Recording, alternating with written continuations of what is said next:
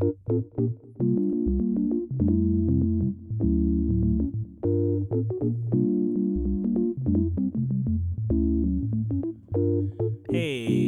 everybody. How's it going? It's me, Dr. Snedeker, here for my podcast. Thank you for taking your time to listen to what I have to say, because, I vaguely know what I'm going to say. Again, nothing's scripted, nothing's, outlined. Usually I think of something right before I start, and then I start playing this lovely melody.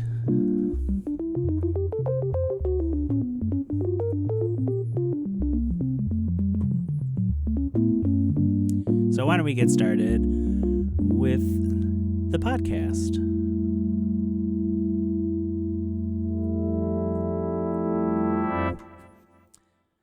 So, as you can see, I have a different setup.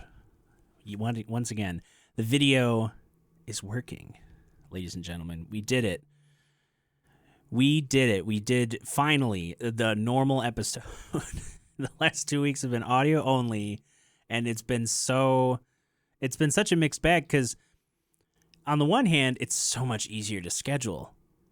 It's so much easier. There's not two versions. I don't have to, get one up early for patrons and then get the other one up for paid, and then make sure, when it's time, when it's the day of release, I have it scheduled. And nope, I just had to go, oh, it's audio only. Patrons, you get the audio. Everything else gets scheduled. Boom. In and out. But that's fine. I'm here in my office. My reminder of goals I have, of things I want to do. April has been a very relaxed month. Have things gotten done? Yes.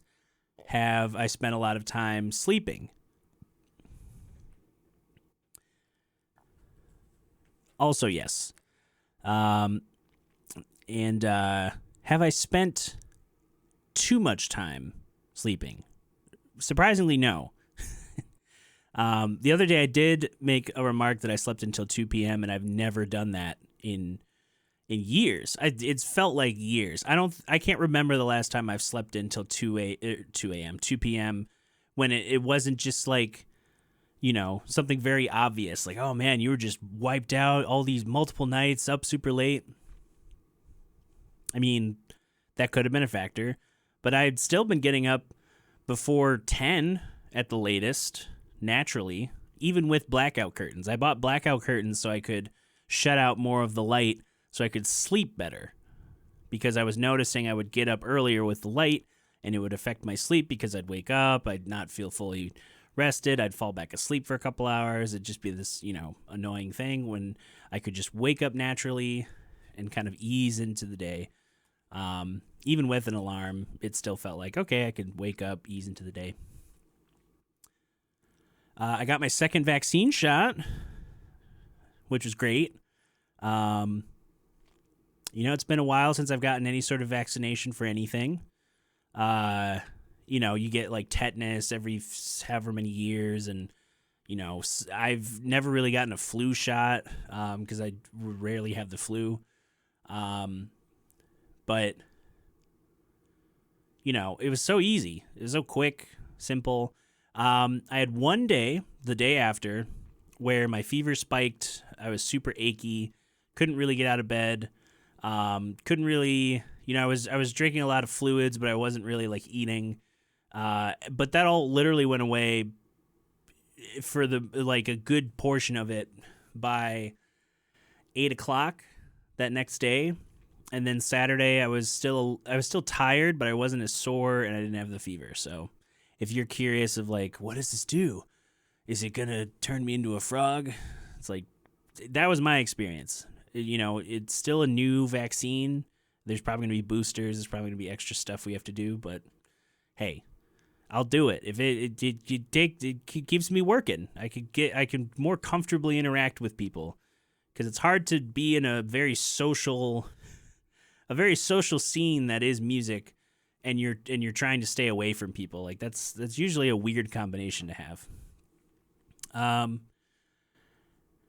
But I also found out that I have more dates at the listening room, which I thought it was going to be over at the time I'm taping this, literally this week. I thought I was going to do Friday and Saturday. I'm recording this on Tuesday. I normally try to do it on Mondays, but I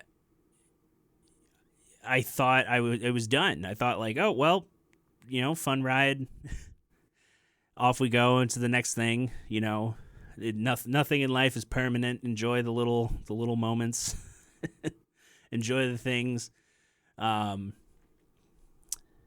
I was fully prepared to just like, okay, got to figure out some stuff to do in May. Got to, more time maybe here, more time doing some things, some solo project ventures. But now I have some more dates in May to do this type of, residency with a jazz trio, two different jazz trios. I'm excited to go on a walk today because I didn't go on one yesterday. And I've been enjoying the walks because it combines, it's fun. I like getting outside. I like, I'm warming up to the outdoors again. I'm enjoying the process of taking a break, stepping away from a screen, stepping away from a stress, stepping away from a potential moment of bad habits, and getting out of the door, going on a walk. Usually it's like an hour long, and I listen to a podcast, or sometimes it's a portion of a podcast, depending on how long it is. And, I kind of zone out. Or I go with a friend, and it's fun, and there's conversation, and it distracts me from the fact that I'm hulking around, 200, what was I, 290, 294, I think is what I weighed in at, which is down. I think at my highest, it was 304, so I'm down at least 10 pounds. And that's just from very small diet changes and moving more than once a while. Like doing it multiple times during the week. Still need to improve on the diet thing. Going to go grocery shopping today. Most of what I'm doing today in this studio is this podcast and a couple other things before I have another podcast interview later today. That's been a funny thing about my life doing podcasting is now I have an excuse to just take a couple hours to talk with people. And that's something I like doing. And I am at my default. Like if you could find me at a default that's not music, I'd be out, at a coffee shop with a friend, just chatting about life. I would do that off camera. That was like one of my things is catching up with old friends, go get lunch, go get coffee, go get drinks. Although I don't really, I feel like drinking's behind me for sure. I broke my streak of a couple months, 2-3 months, in earlier this month for some special celebrations and to try Snoop Dogg's wine because he put out a wine and he's Snoop Dogg, so why not? Like that's just fun. And every time that I didn't drink any, I think the most I had was like 3 drinks one of the nights and plenty of water. It was around food. And I still had that feeling the next day of like, ugh, like it was my body going like, hey, like we're holding you together, but you got to kind of stay away from certain things for a while. You just get to, that's kind of like if you're really paying attention to what you're feeling or what you're doing, you get those moments of like, oh yeah, this is, this isn't just an imaginary thing. It's very much real and need to address it as such. But what I thought I'd talk a little bit about today, because I've been thinking about reviewing things in general. Reviewing, you know, I write album reviews. Other people talk about albums, work for different publications, have their own personal outlets and things. And I am always interested, especially I see it a lot in video game culture. Let's say that video game, anything art medium, anything that's critiqued, that is like an artistic thing. There's always going to be a variety of ways to look at something. I remember when Greta Van Fleet had that kind of scathing review by Dean Tartaglia in Pitchfork. And I had met him years ago. He played a show at Mulligan's with one of his bands, and now he runs like a PR company out of, I think, Ohio.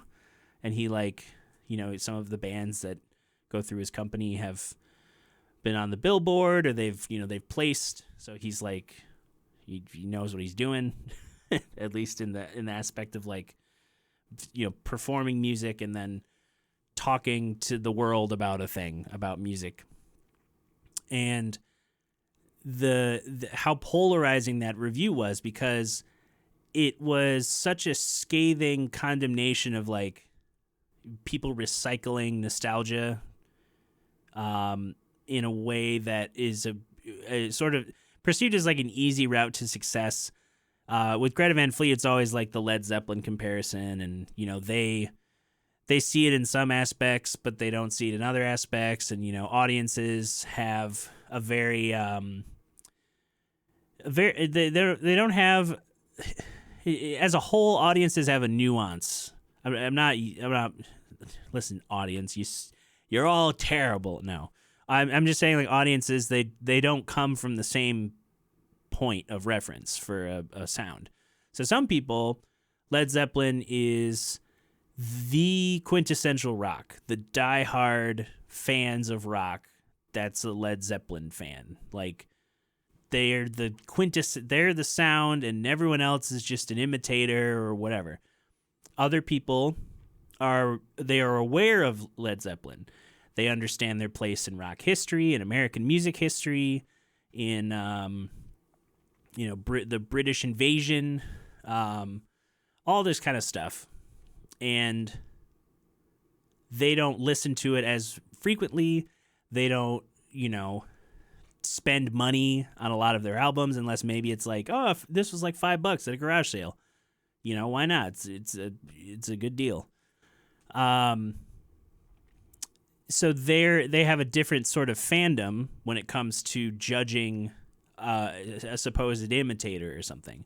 And then there are people who don't listen to rock music at all, but they know Led Zeppelin as a cultural thing. It's that rock band. They're enough in the culture where they get referenced in movies, they get, talked about by certain artists that you might not think would directly be influenced by them, like a hip hop artist.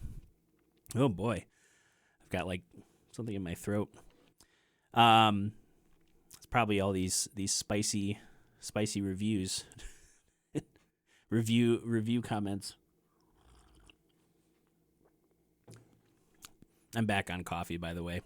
I went 3 weeks without it. I felt cleansed of the caffeine curse, and now I can just sip it responsibly instead of crave it.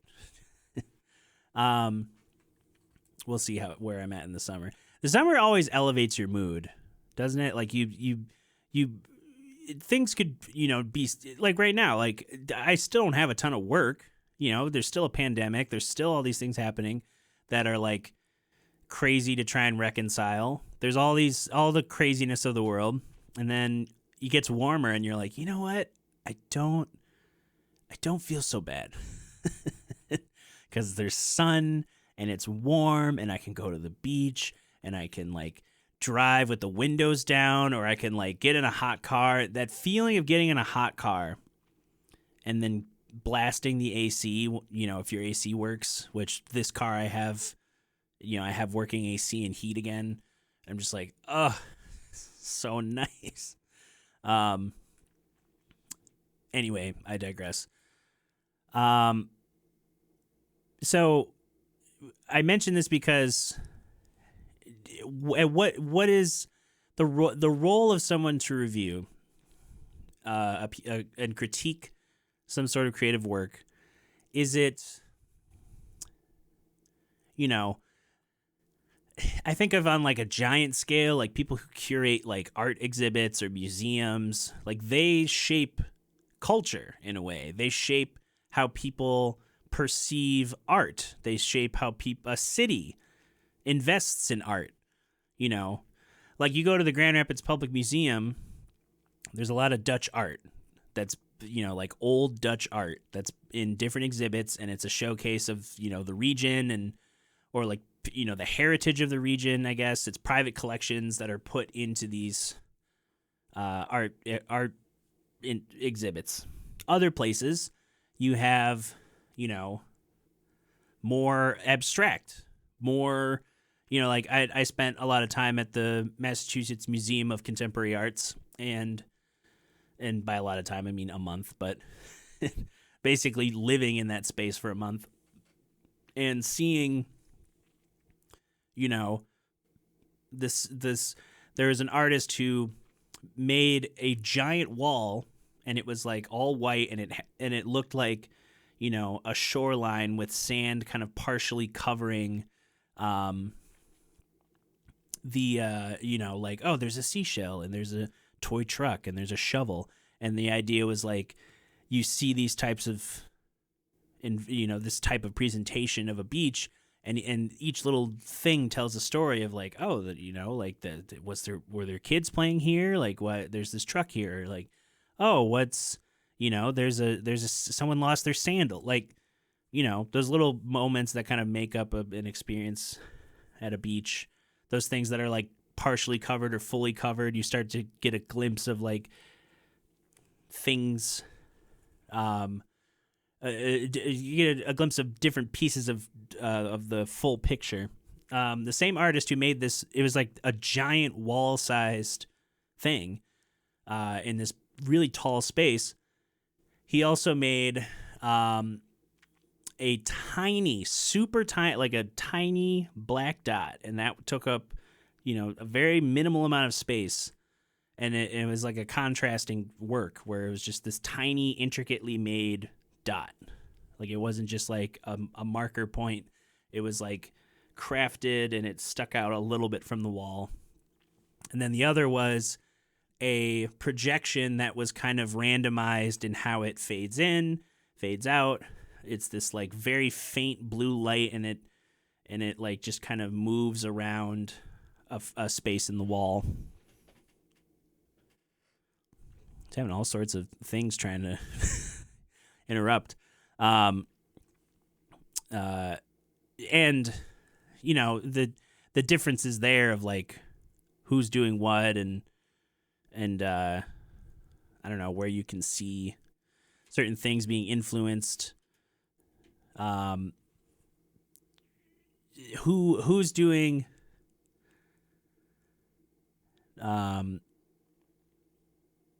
specifically, I guess, who's doing like a job of looking at art, creating art, observing art, because everyone who every it's a cliche, is like everyone's a critic, and there is some aspect of that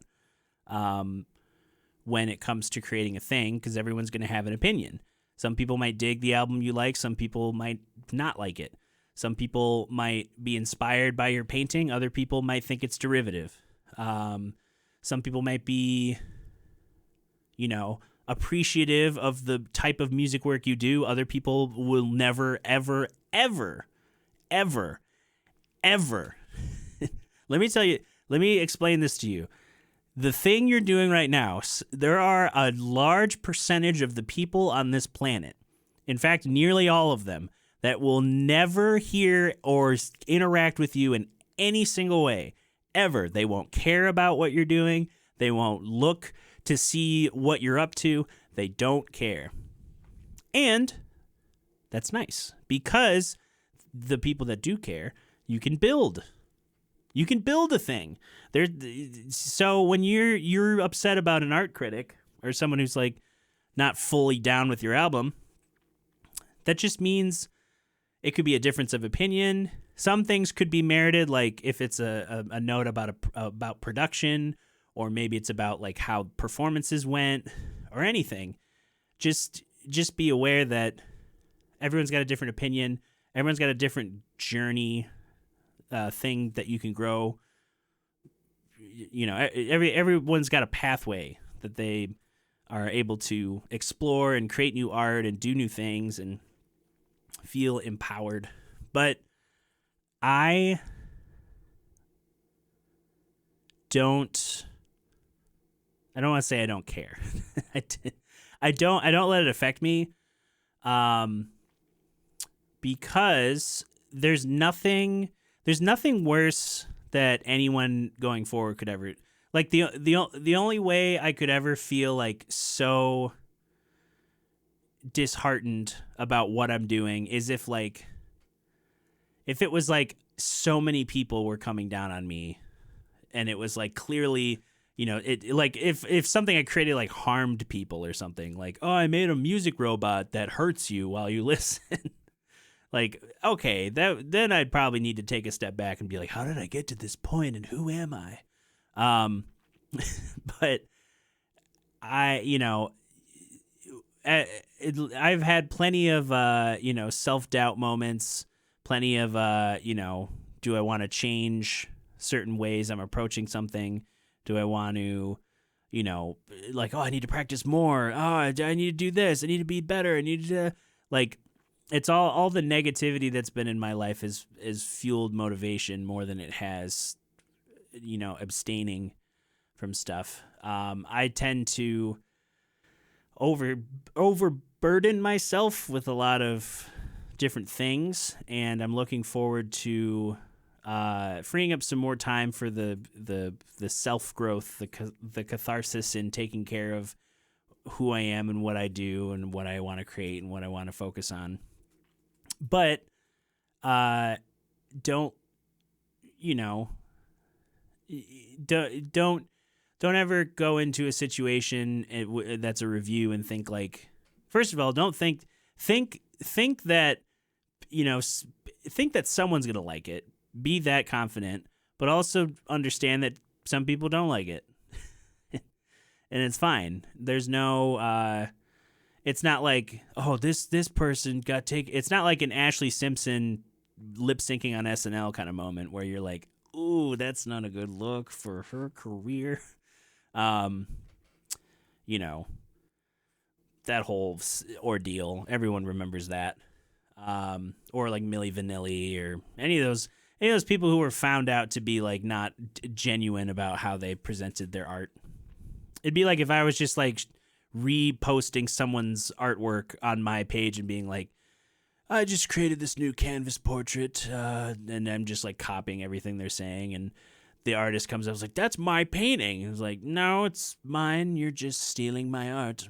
Like, that's a lot of people try to do that on the internet. They try to steal what isn't theirs, whether it's a meme or a photo or a piece of music. They all try to cobble together things and claim that they discovered it or that they did it because they want to be part of some sort of cultural. Not even that. It's not even that lofty. It's just that they want to feel cool and they want to feel like they're more creative and deserve more attention than they actually do. So, a lot of people try to steal that. So if you're putting out art and it's getting critiqued positively or negatively, usually both, at least you're putting something out. At least you're putting yourself out there. You're getting better at your craft. Nobody got it. Like, I think of an artist like Jacob Collier. Everyone looks at him and he can do 50 million things better than most musicians on the planet. And that wasn't how he started. He started, early on, he had a passion for understanding music, understanding technology, and he spent years. The first video I saw that he ever put out, he was 16, and that was multi-cammed, multi-Jacob, multi-instrumentalist. He was 16, he didn't really blow up until 5 years later, after he had put out a few more videos and kind of built up a following. So, you know, it takes time. The world is a giant place. There's so many different things trying to demand your attention, things trying to, like, you know, steer you away from new discoveries. Honestly, like, I feel like it, you know, for every post that someone makes that is killing, there's another person who makes the most average post, and it's not killing. Like, and when I say something's not killing, I get that, you know, listening to something is subjective, but if your instruments are out of tune, or your beats lack that punch or that kick or that production, or that, even, you know, production aside, like the composition's kind of you know, like, and again, this is saying, like, it comes from a place of, like, you're gonna have to grow. There'll be fire, but you got to keep kindling the fire. And I don't know. It's hard to criticize, like, if it's someone's genuine passion, you don't want to, like, put them down because it could, like, derail their future exploits. But you also don't want to support the wrong kind of artist, the type of artist who, you know, isn't really invested in the craft and just likes the attention. It's like how, you know, YouTubers or social media influencers, they get a following, so they think they can put out music, and then it ends up being like vapid reflections of, like, what they think art is. It's usually, like, think of the Paul brothers, like, they just put out songs flexing their wealth and talking about their merch. Like, it's very on brand for what they do, because all their fans are like 12, and they're like, yeah, I want a $100 backpack so I don't feel like my friends will hate me. I want to do the dance, buy that merch. Like, that's Jake Paul. Like, that's not it. It is music. But it's not.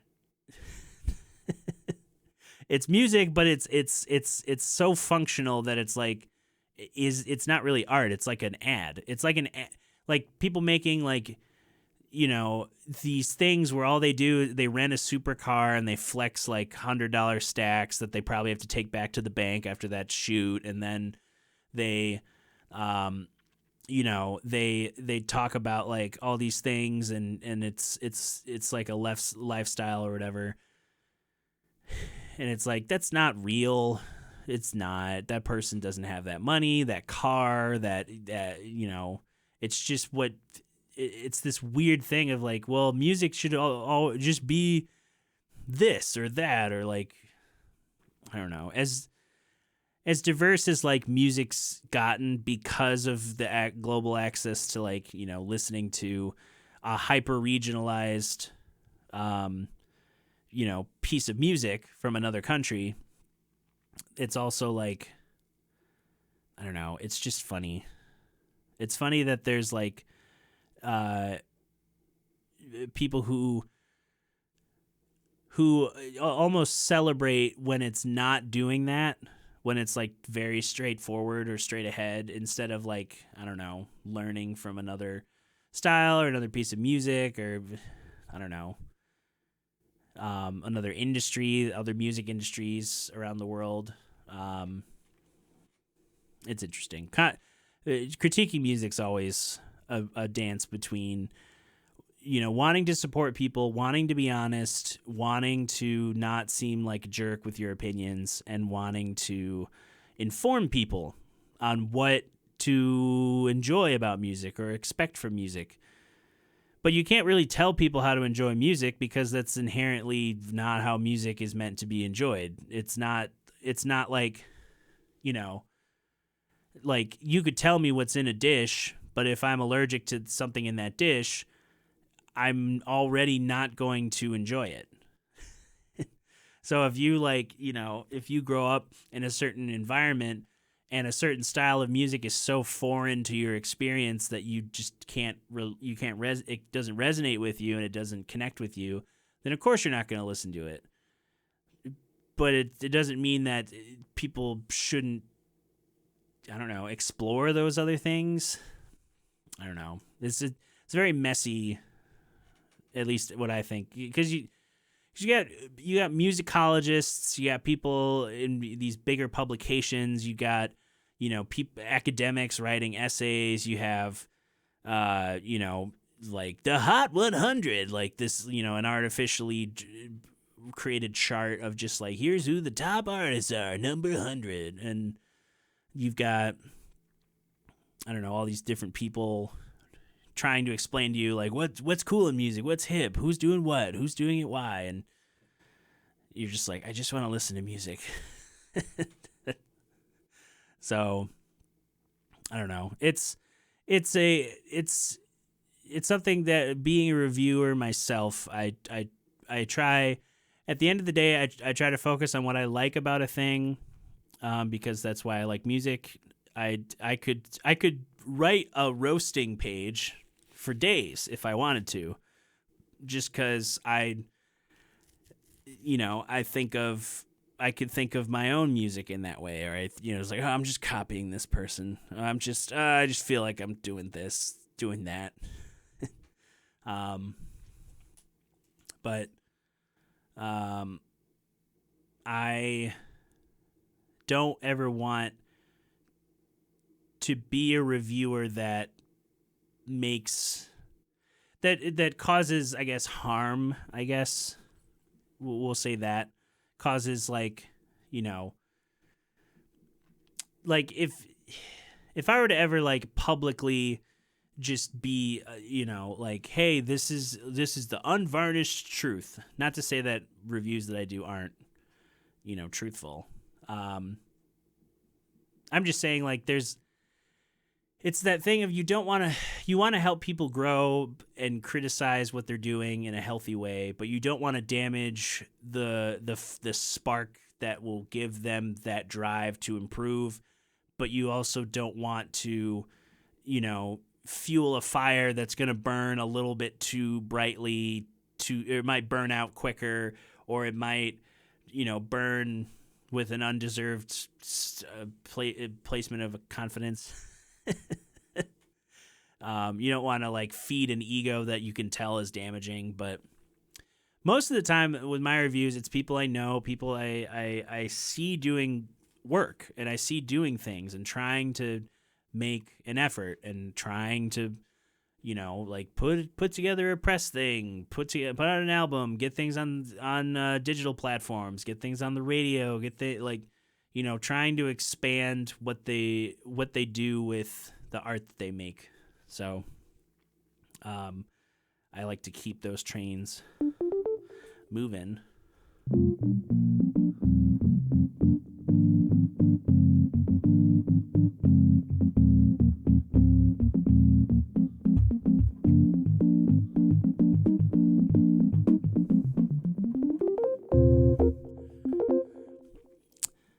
I have a Micro Korg XL, for those of you who are wondering. It's out of frame though. The chords are too tangled.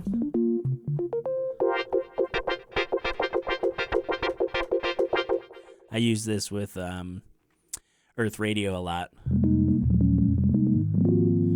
because I can MIDI chain it to my larger board and have access to some cool sounds, some cool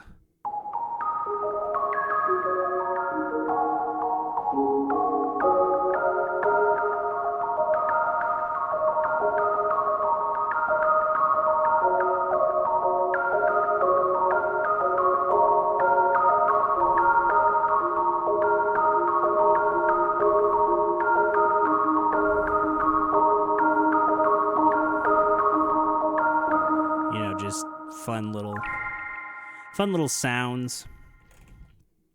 But yeah, I think I've talked about what I wanted to talk about today. Album reviews.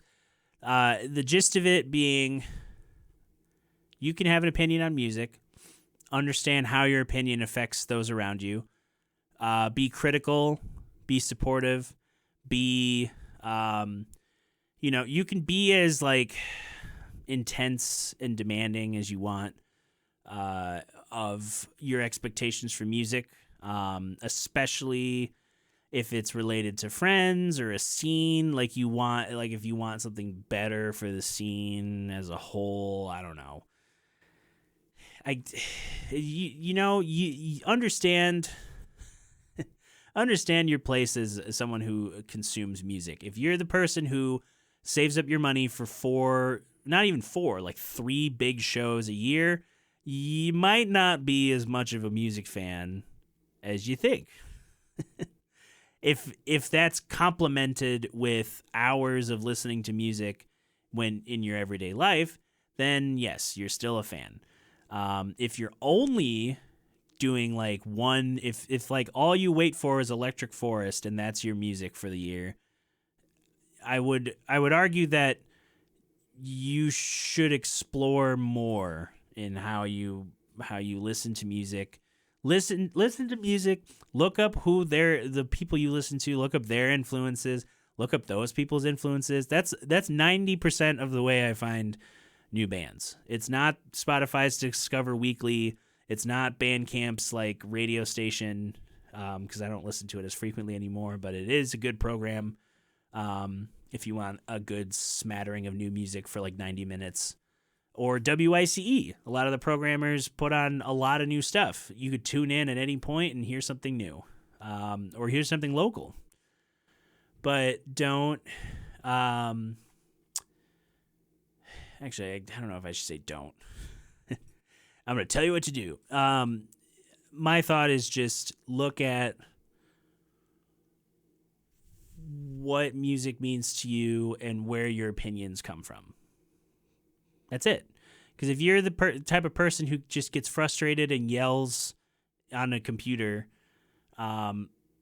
maybe realize that you're just venting emotion more than just having an opinion on music. If you're that type of person who is stuck in a certain decade, recognize that that's your perspective. Recognize that you're like, I don't like anything past 1975. I've known some people who as soon as the 80s hit, they were done. They were like, oh, it's too synthesized, it's too commercial, it's too produced. Like it takes away from the raw element of music making.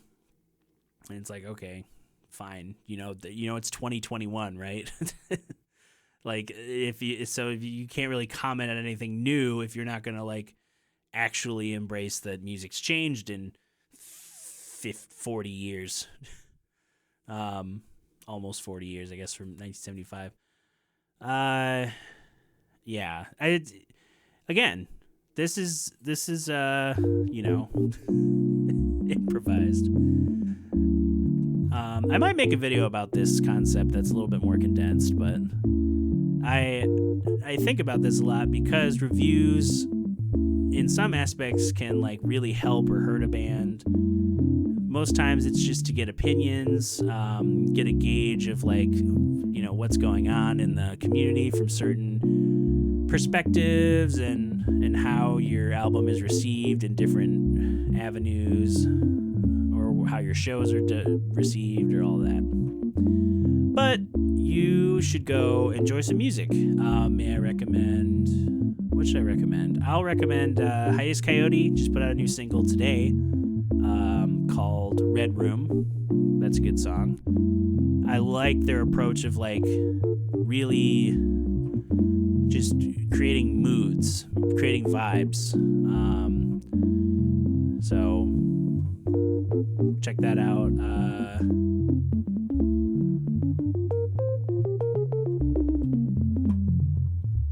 You can gear up for Earth Radio's new single on May 7th, along with, I think Tiny Tree has new music then, or Eli Khan has new music then.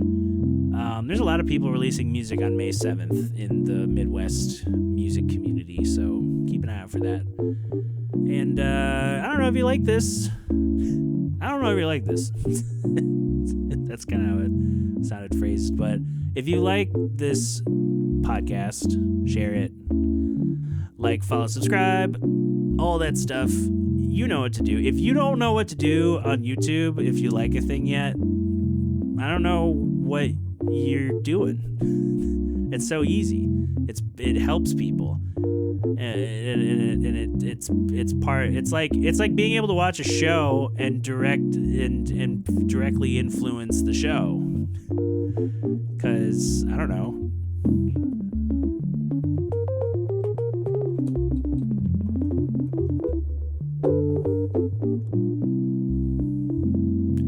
You can support this however you want. I'm not going to stop you. But I'm going to go do some other things because it's a nice day and I want to be able to get in my walk before I have a later podcast interview. And we'll see you next week because there's always more to talk about.